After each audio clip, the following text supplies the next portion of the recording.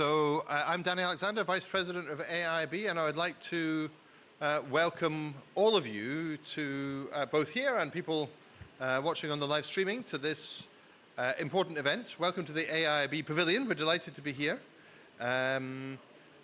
Seizing business opportunities for adaptation. Adaptation is critically important in Asia. We have hundreds of millions of people who are directly vulnerable to the impacts of climate change. And we, as an institution, are working to mobilize climate finance both for mitigation and for adaptation. So, if I may, to welcome you, I'd like to invite the AIIB President, Jin Lichun, to say a few words. President Jin.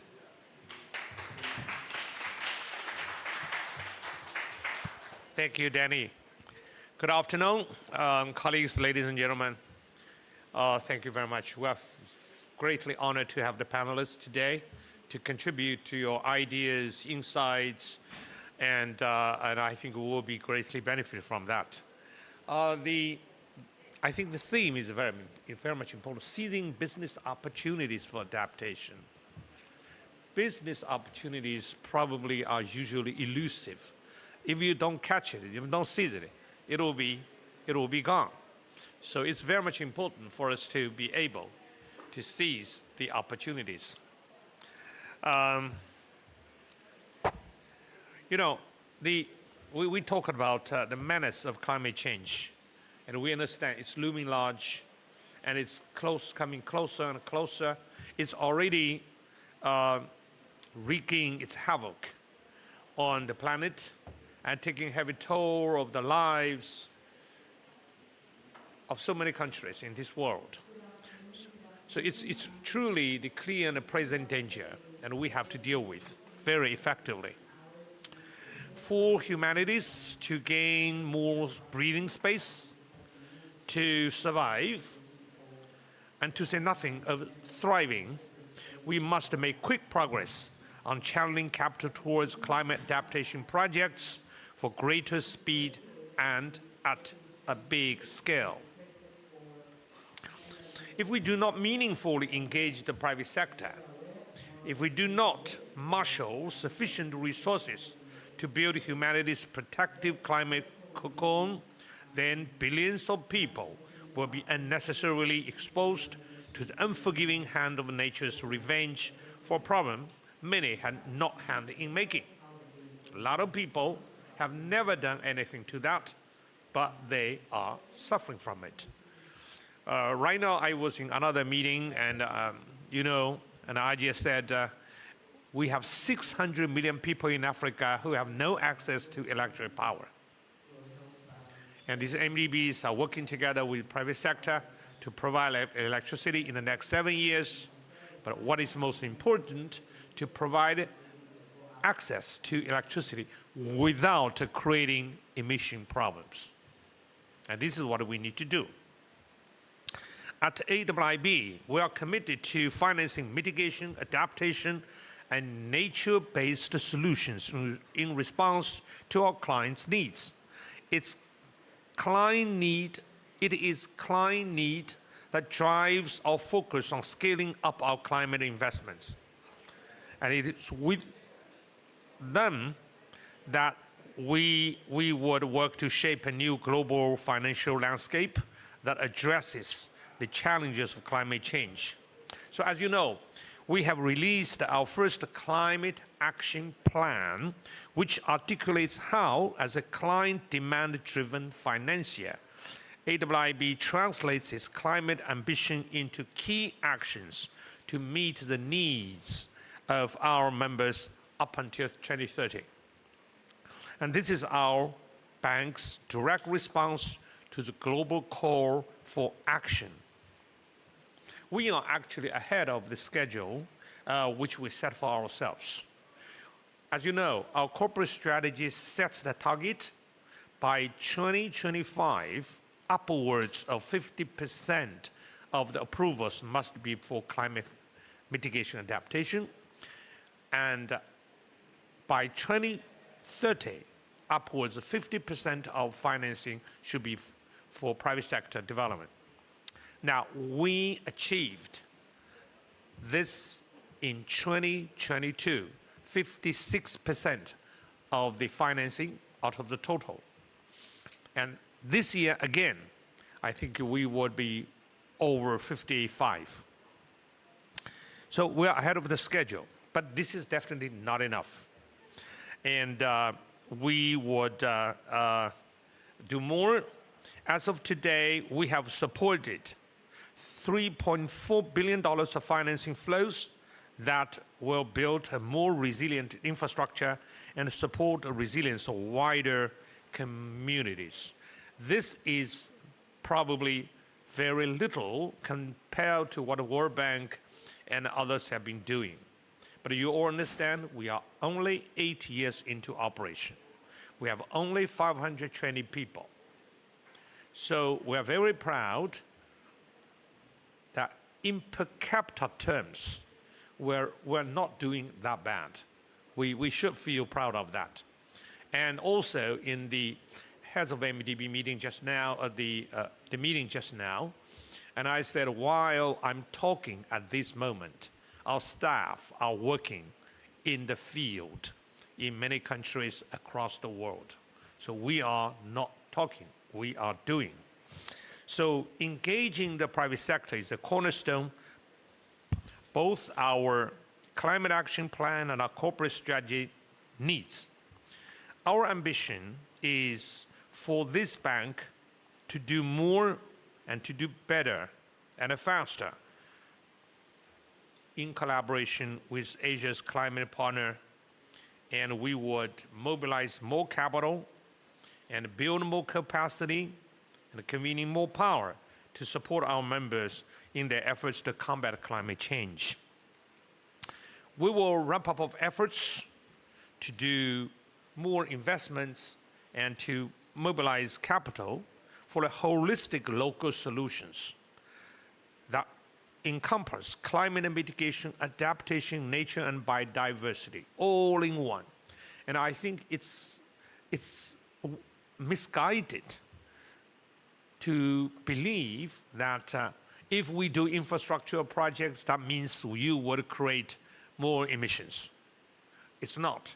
We want to combine the infrastructure investment with the investment in improving the environment, which means the climate change financing should permeate all the infrastructure investments. That is what infrastructure for tomorrow is all about. So this year, our bank priced its first Asia's adaptation bond, climate adaptation bond, 500 million Aussie dollars, targeting resilient infrastructure investments and attracting institutional investors to finance climate resilience. This bank is deeply committed to continuing to raise additional resources for adaptation.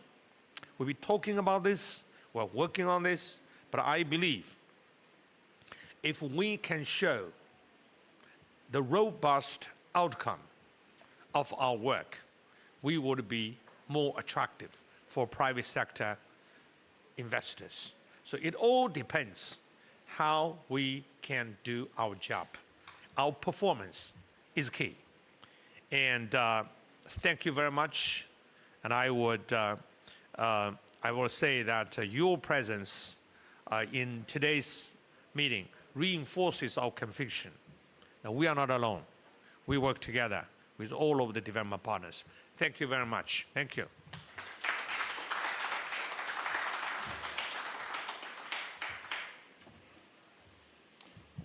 So thank you very much, President Jin. So to give us some opening remarks, we're really honored to be joined by Simon Steele, the Executive Secretary of the UNFCCC. Your glasses. UNFCCC. Now, I think, Simon, you, amid stiff competition, you must have a fair claim to being the busiest person at COP28. So we really appreciate you sparing a little bit of time to share your thoughts with us. So look forward to your remarks. Thank you.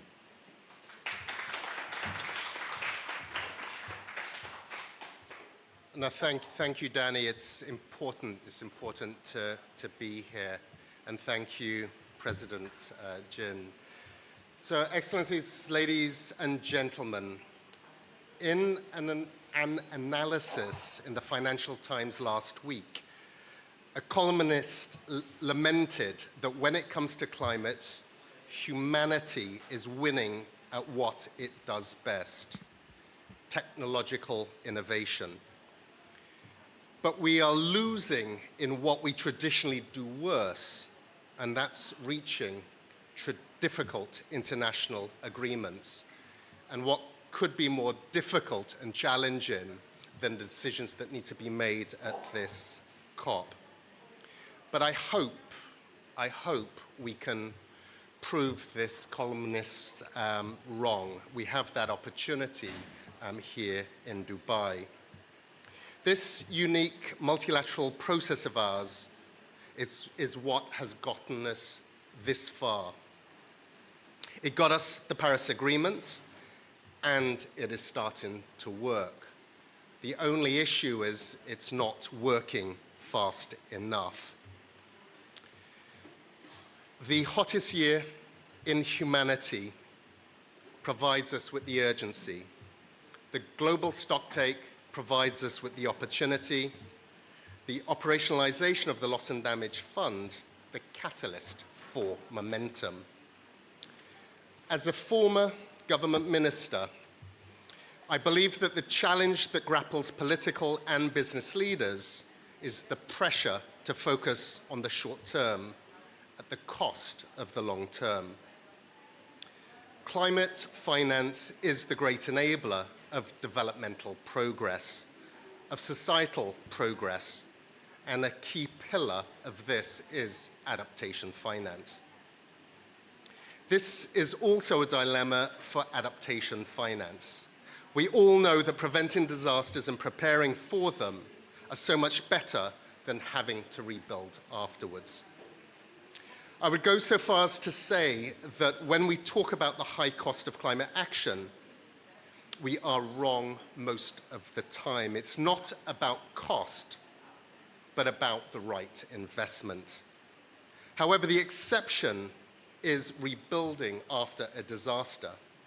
That is a true cost to economies, to communities, to people. Yet it seems that it is difficult for national governments and also for cities or the private sector to invest in the long-term savings of adaptation. There is a huge gap between the need and reality of adaptation finance. Some of this simply has to be filled through public money, whether it's domestic or international funding. But there's also a huge potential for de-risking private sector investments in developing countries. I would like to commend the Asian Infrastructure Investment Bank for its commitment to financing infrastructure for tomorrow, which fully aligns with sustainable and climate resilient development. I'd love to see strengthened global and regional partnership to leverage AIIB's initiatives. This would broaden impact. There is also a need for coordinated action in infrastructure development across the region. All new infrastructure, wholly or partly financed by multilateral development banks, should pass the test of being sustainable and resilient. The multilateral development banks must integrate more robust climate action into all its lending policies and country planning. Colleagues, let us prove the skeptics wrong by making similar progress in policy making, both here at COP28 with strong, bold agreement on doing what it takes to maintain global warming to below 1.5 degrees, and by transforming our international financial system, including the MDBs, so finance can flow where it can do good, driving ambition and climate action. I thank you.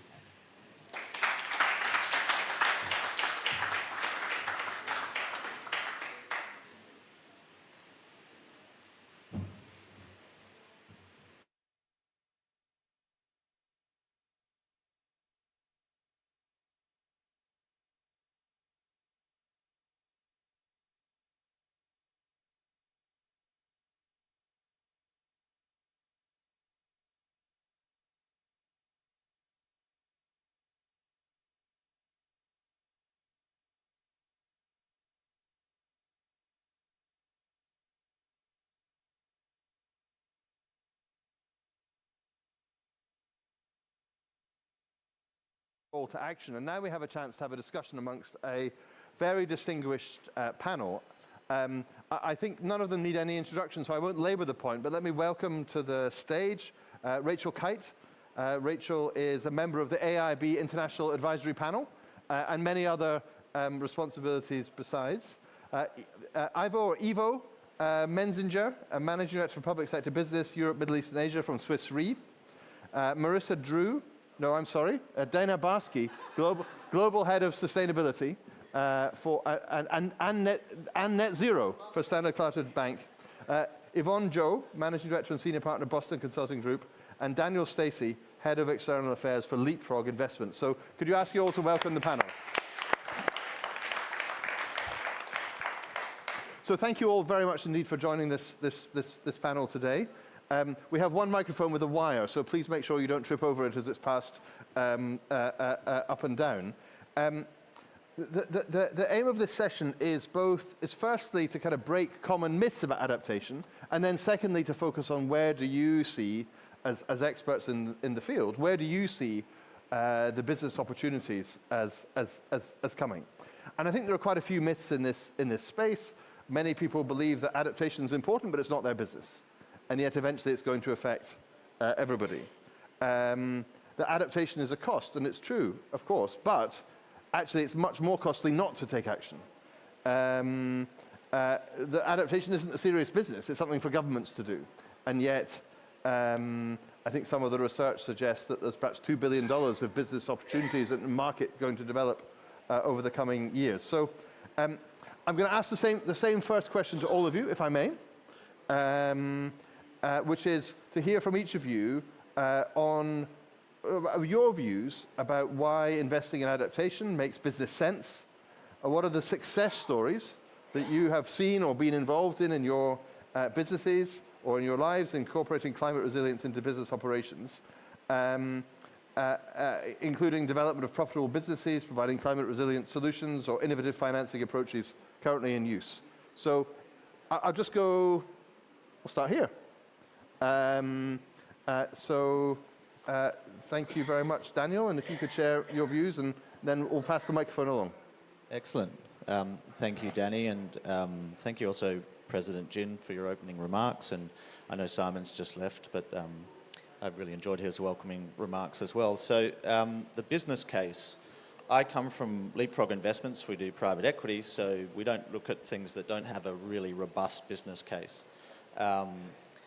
We have a climate vertical, a new climate strategy, and we do mitigation and adaptation. So if you look at the more known adaptation type plays, we do ag food, built environment, and I think the business case in those is robust. In our markets, which are emerging markets, agriculture is often really disaggregated, smallholder farms, and so you're bringing organisation, infrastructure, and that naturally builds sort of resiliency into the food security picture. And it's also good business. I mean, so we look at value chain plays in dairy in India or in sort of fortified foods in East Africa. We look at opportunities to provide more data to farms, either in the application of fertilizer or through value chain plays. And all of that helps them to be more productive, more knowledgeable about weather effects. In some of our markets, there's very low-hanging fruit. So, crops lost post-harvest in Nigeria about 45% to spoilage. So there's terrific business opportunities, and they translate into really robust food security solutions. I think in our markets, there's also an adaptation issue for us, which is not so much adapting to the kind of climate changes, but adapting to economic changes. So our markets have traditionally, been excluded from a lot of fantastic developments in health and finance, and that's been our mission across 15 years, is to try and bring those technologies to low-income consumers. And I think there's a big threat that as the economy is reconfigured, something like that happens again. So people end up with stranded assets, stranded skill sets, there's stranded economies which aren't really interoperable with other economies. And so we're very keen to bring a lot of those transition technologies and tools to our markets for a different adaptation reason, which is that we want those markets to experience robust growth and for prosperity to be a factor in that as well. So, you know, if we look at, for instance, Nigeria again, I mean, last year the government spent $10 billion on import subsidies for fuel. Domestically, people spent $14 billion on diesel for generators. So the fossil system is an enormous handbrake on their growth. And I think if they are able to transition out of that, and we own a company or part of a company called Sun King that does pay-as-you-go rooftop solar, then it has a lot of other sort of catalyzing effects for prosperity there. So I think we see terrific business cases in all the adaptation opportunities that we look at, and we see adaptation in maybe a broader context. And for us, it's really exciting and highly commercial. Thank you. Yvonne, you're leading BCG's work in Asia Pacific and Greater China. How do you see it in the areas you're working in? Yeah, so I think Daniel has a very optimistic attitude. Let me give a more sober view. But I think for the business case, I agree. I think one big business case is business growth driven by the innovation, by the technology innovation that Daniel has actually described. And I see a lot of clients, especially the clients in Asia, are very driven by growth in a new technology and new product, new offering. But I think there are also other two. One big one is humans' fear of losses. So the adaptation resilience, probably the biggest motivator is the loss caused by the climate. So we estimate 4 trillion losses or at risk by 2030. And by 2040, we say 15% of the company's EBITDA at risk. By 2050, 18% of the global GDP are at risk. So this is the thing, if we don't take very strong measures, if we could stay on the current track, this is a huge amount at risk, let alone the health risk, the people losses. So there's a lot of losses, and then that's direct or indirect affect all the private players as well. There's another one, a business case, is also this huge amount of investment going into the adaptation resilience. Of course, most of it are public financing at the moment, over 90%. BCG estimate for developing countries, every year the developing country need to spend 300 billion on adaptation and resilience. Actually, you're based in Beijing. China just announced investment of 140 billion additional government bond on adaptation and to help the climate risk affected areas. So this is a lot of money in that, and a lot of private players can see a lot of opportunities in building this capability. So this is in addition to the technology growth driven by technology. But my sober tone comes in that we are actually still at a very early stage on adaptation and resilience compared to what's needed to be done. There's a huge gap of what can be done, and huge gap in general, and in terms of the private sector investment is even bigger gap. And there are 3 reasons why we don't see. Daniel has some very good examples, but we don't see more of those. One is normally the investment in adaptation resilience are considered to have low return. And then they're also very hard to access because they're usually quite scattered and small. So for the private players to take advantage of. Another one is the private players who find there's lack of common language or common standard to actually estimate the risk or evaluate the benefit of adaptation resilience. If you invest in this project, what's the benefit? So we see a lot of companies start to experiment. So there's innovative things that have been done in all of those 3 areas, but I do think that we are only at the very beginning.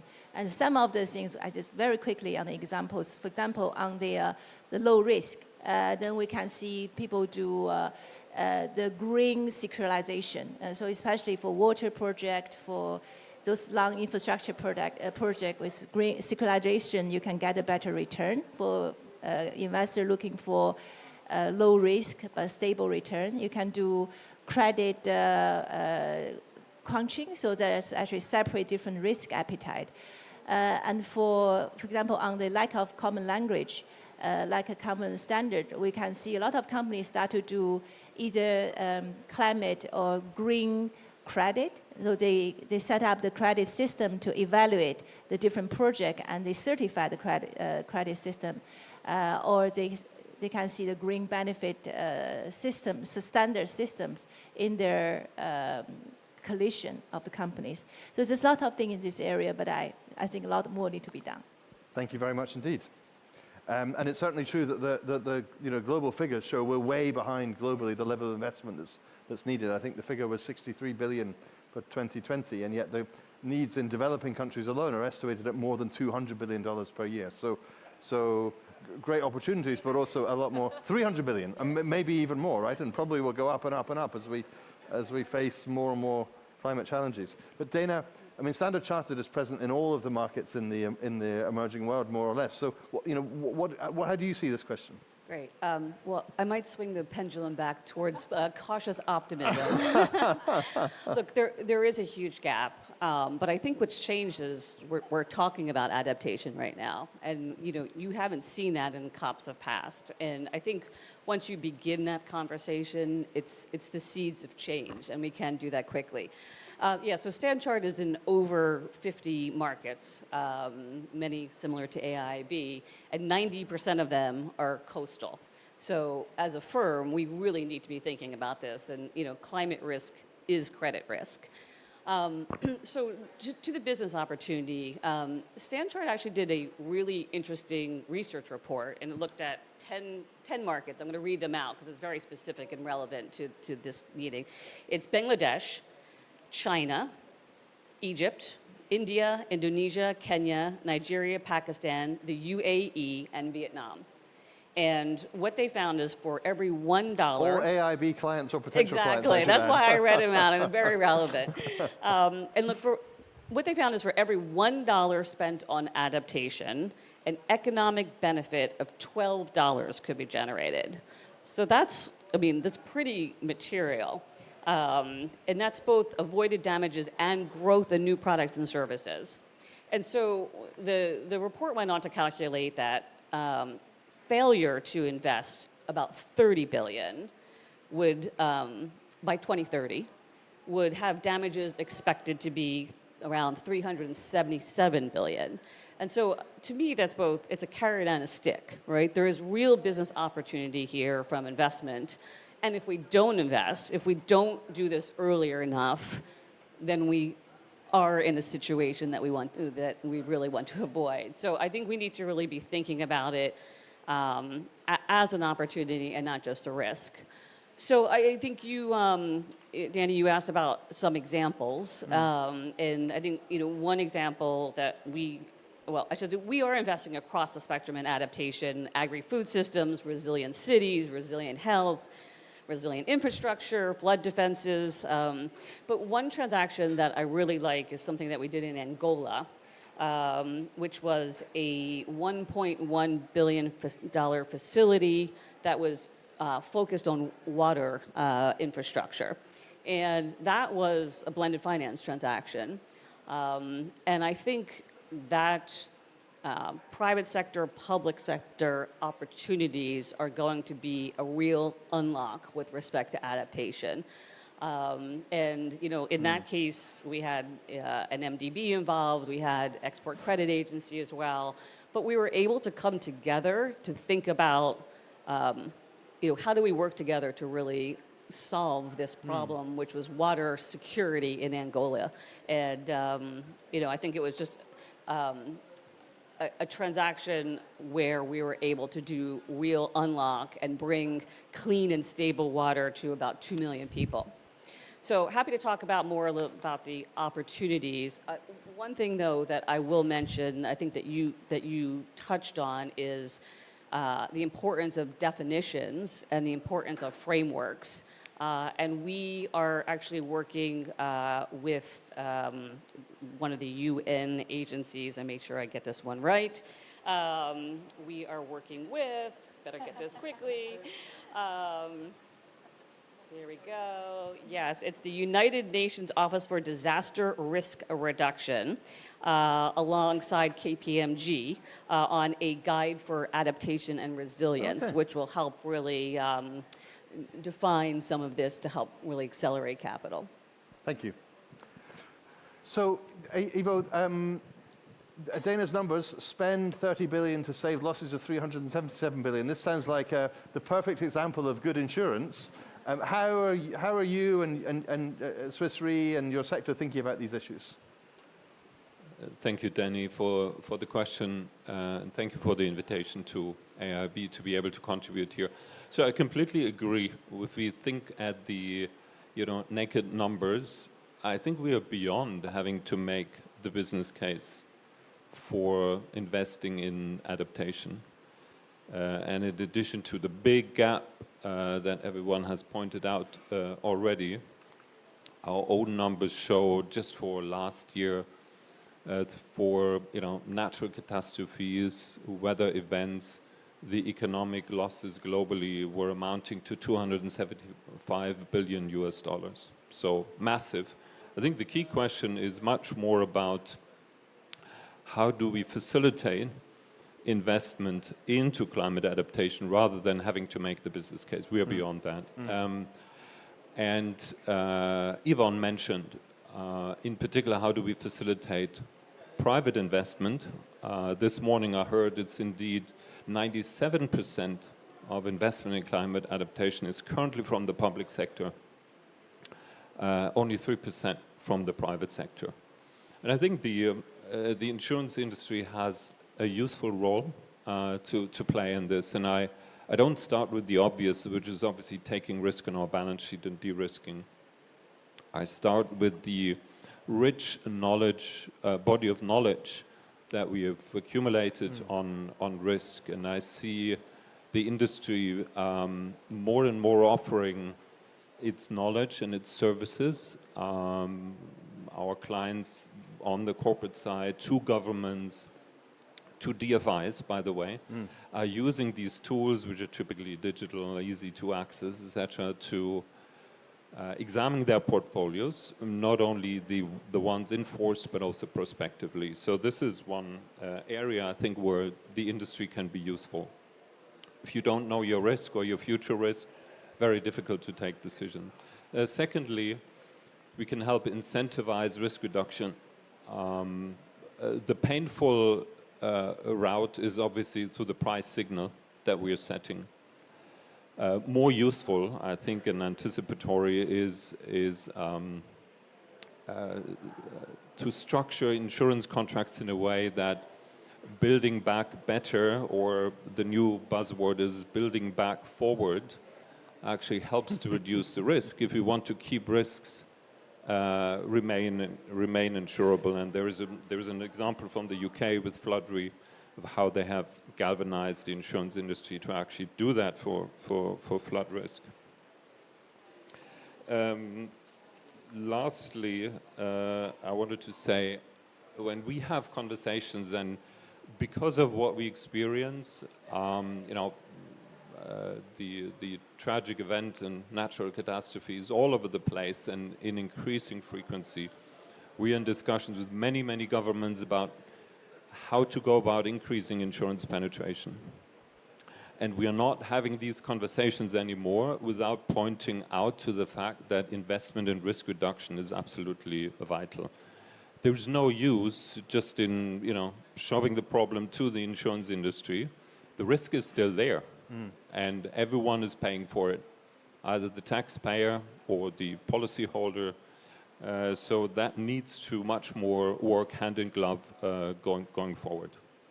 Thank you very much. When I was a minister in the British Treasury, I was involved in setting up Flood Re. So I'm glad to know that it's performing some kind of useful function.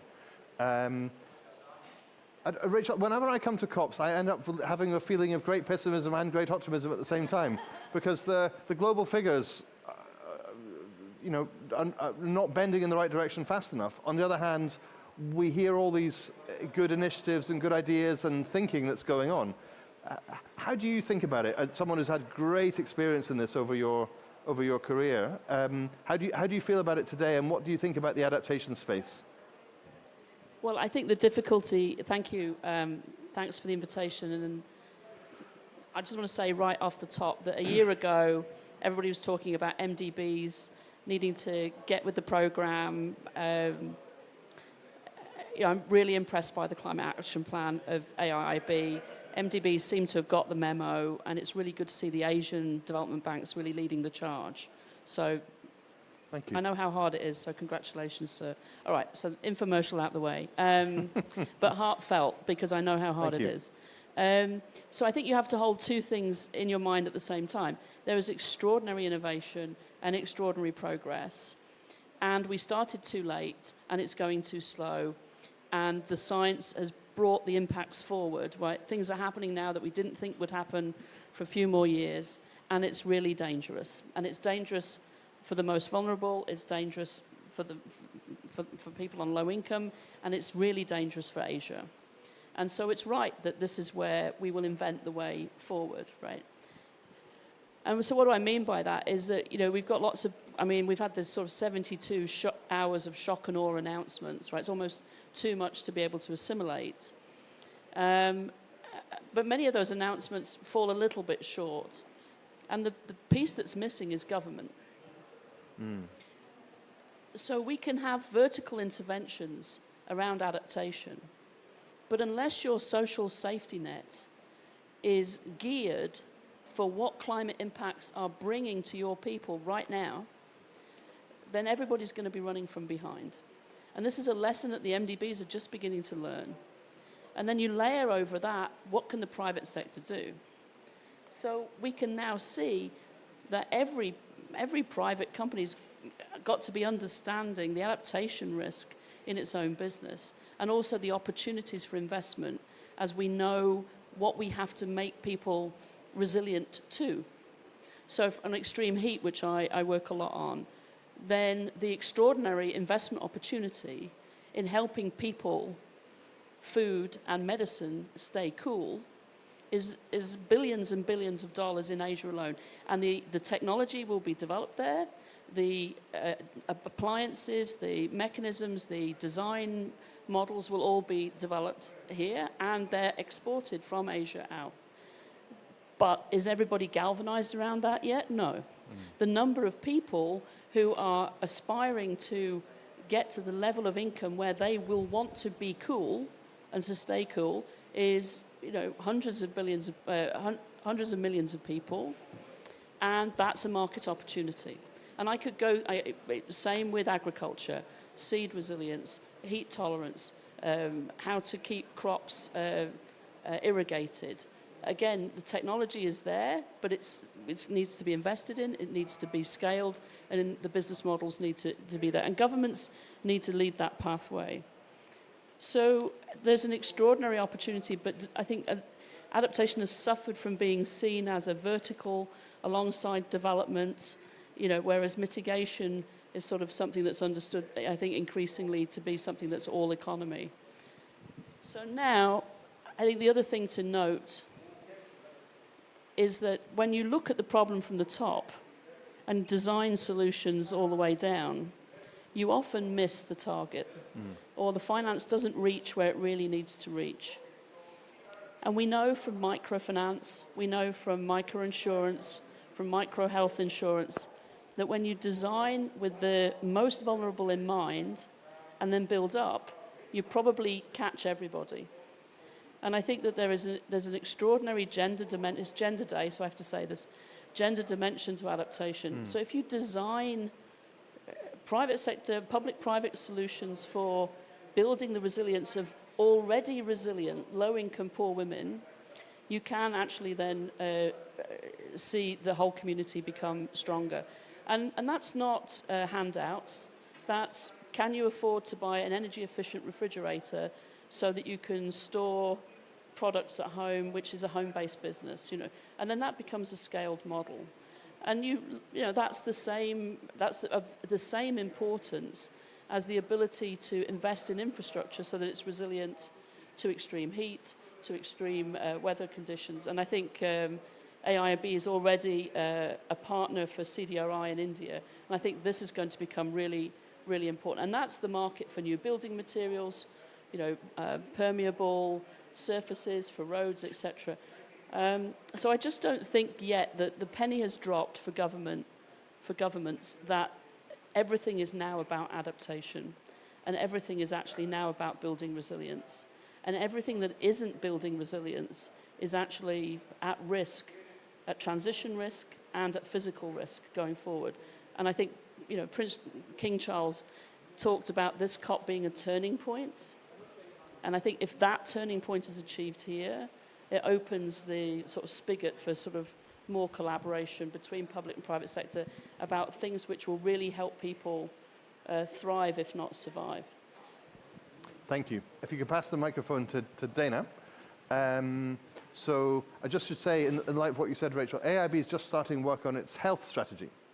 And this intersection between climate and health and gender is going to be a key part of it for exactly the reasons that you, that you set out. So Ivo quoted these figures of 97% of adaptation investments in the public sector, 3% in the private sector. And yet, as with everything else in the climate space, to be able to meet the scale of the challenge that we have to get we have to mobilize the private sector. So the sort of second round of questions is really about that. What opportunities do you see for private sector to accelerate adaptation financing? Are there areas, thematic areas perhaps, that you've identified? And you know, AIIB is here as a multilateral development bank. What do you want from us to help you do that? So we've got about 15 minutes left, so I'd ask the panel to answer the question, but in a concise way. So Dana, we'll start with you. Thank you. Okay. Look, we absolutely have to have the private sector address this. It's just not possible to do it in a vacuum alone, the public sector. I think the one thing that I've been seeing that I think is actually really effective is the concept of holistic reviews by countries, country platforms. And I'm not talking jet peas, I'm talking about, from a government perspective, stepping back and saying, what are our priorities? What can we afford to do? Where can we make it economical such that the private sector can step in?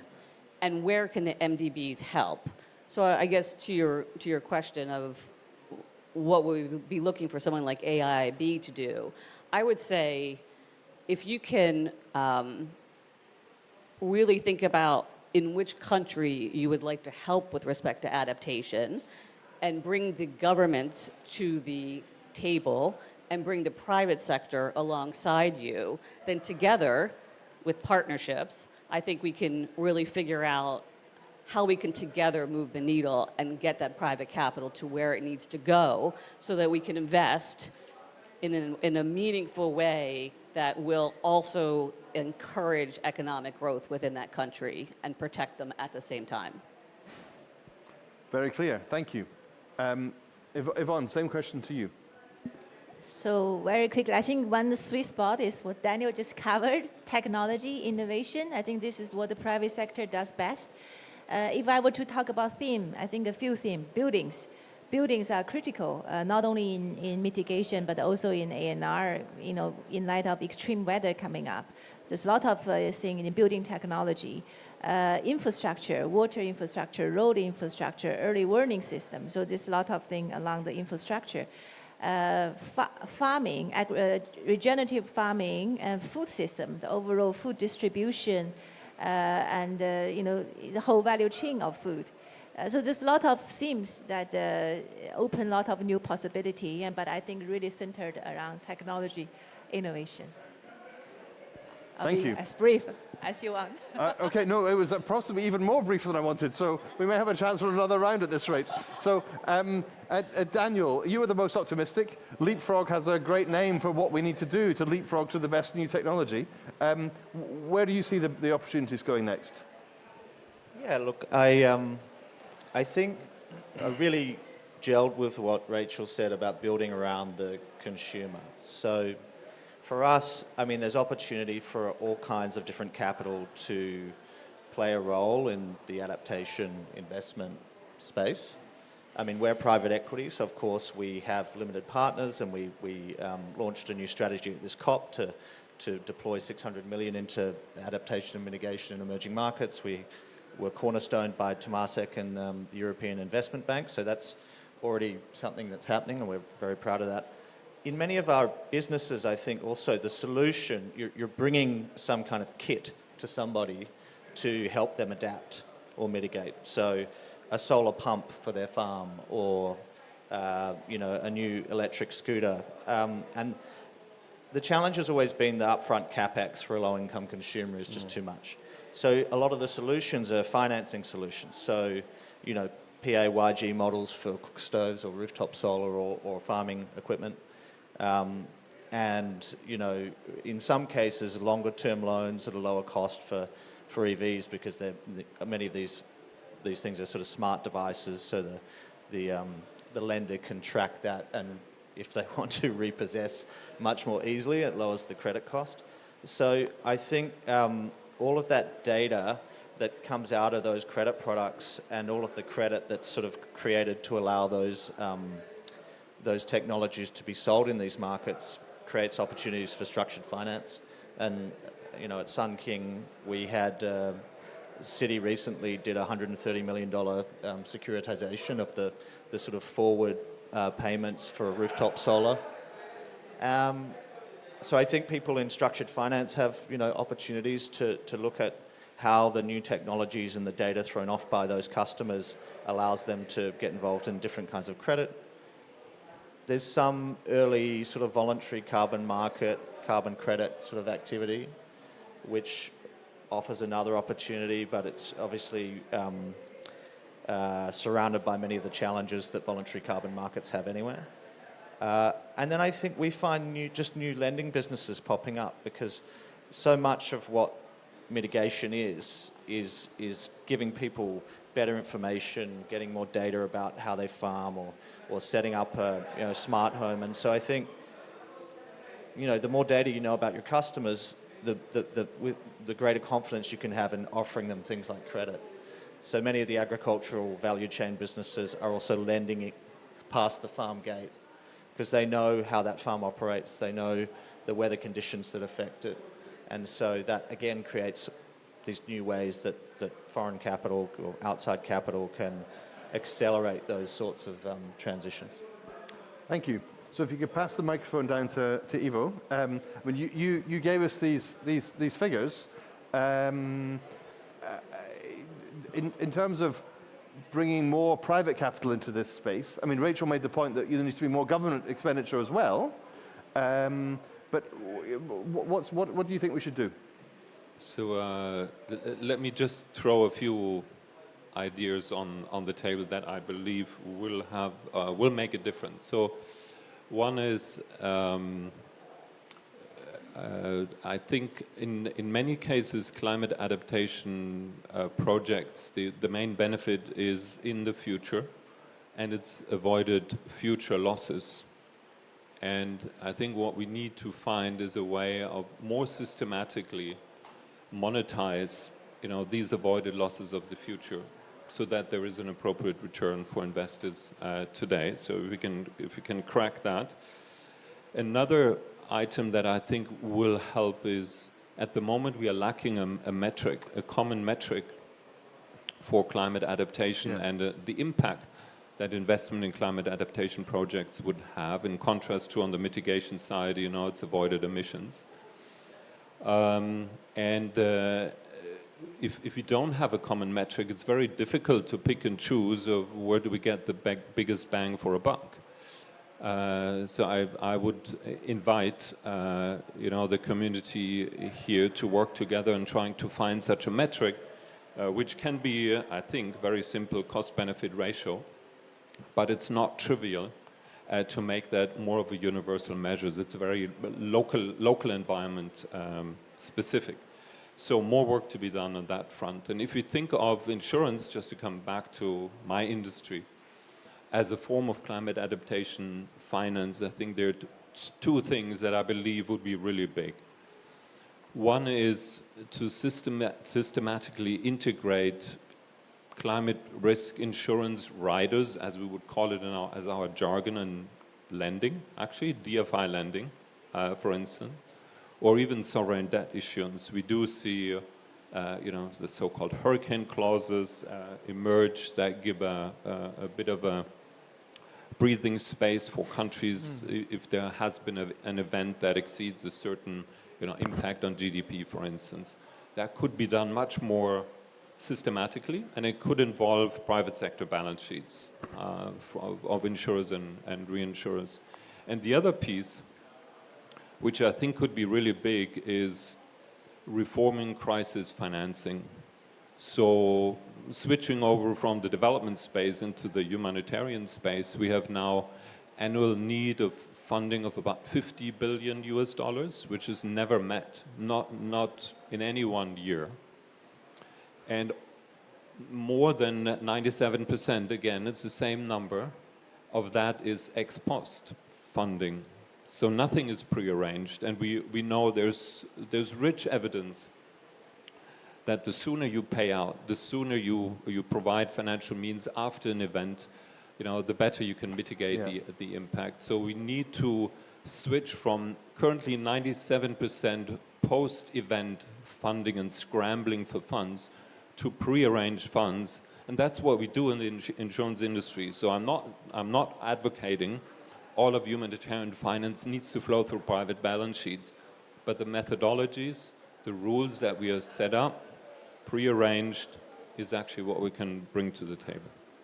That's brilliant, thank you. We, among other NGBs, are working on developing climate resilient debt clauses as part of our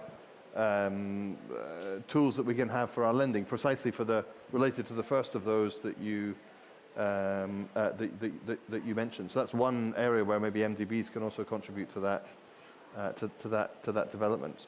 Rachel, you have the last word. You are also a member of our independent advisory panel. So if you'd like to give us some independent advice about what AIIB can do specifically in this space, that would also be very welcome.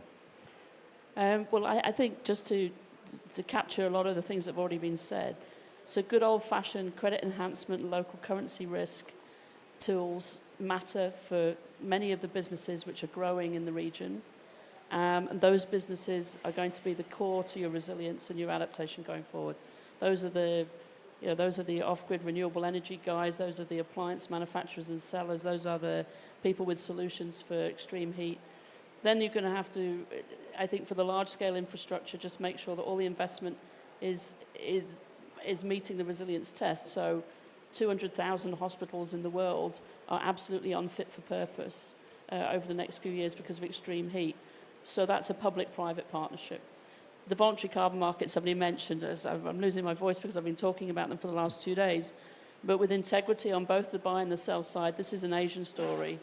Countries need that to flow. There's enough companies now that can meet the integrity test on the buy side, and we've got to get that flow of financing. Obviously, there's all kinds of innovations in the Asia region already, helping countries understand how to manage the potential of compliance markets with Article 6 markets, with voluntary markets, is very important. That's a public sector job. ADB should probably do that. And then you guys can come in with the investment opportunities that opens up.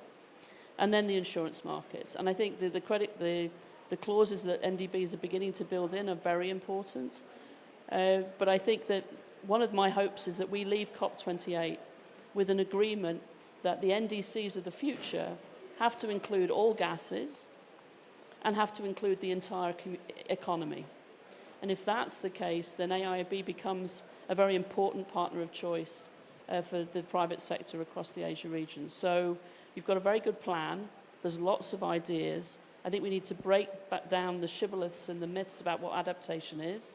Adaptation is about the possibility of every Asian person, young and old, actually being able to be resilient and thrive in what is going to be quite a difficult world going forward because of the extreme weather we've already baked into the economy. So, but with that, there is hope, plenty of hope in the innovation here. AIIB has to keep leading the way. Thank you very much indeed. We often talk about saving the planet. The planet will continue to rotate around the sun for the next few billion years, come what may. What's different about our planet is that for some reason, organic life forms such as our own have sought fit to develop here, and they have unfortunately the capacity only to live within certain narrow temperature bands and depending almost entirely on water for everything that we do. And so this story about climate resilience and climate adaptation is absolutely critical to ensuring that, you know, not only should we mitigate climate change so there's not so much of it, but we're already living with it, and we're going to live with more of it, however successful we are on the mitigation side. So from AIIB's point of view, we see climate adaptation as really an essential part of what we can support through our finance, through our knowledge, through our policies, through our work with our members, and so forth. So I would like, if I may, ask you all to thank our amazing panel for their brilliant responses.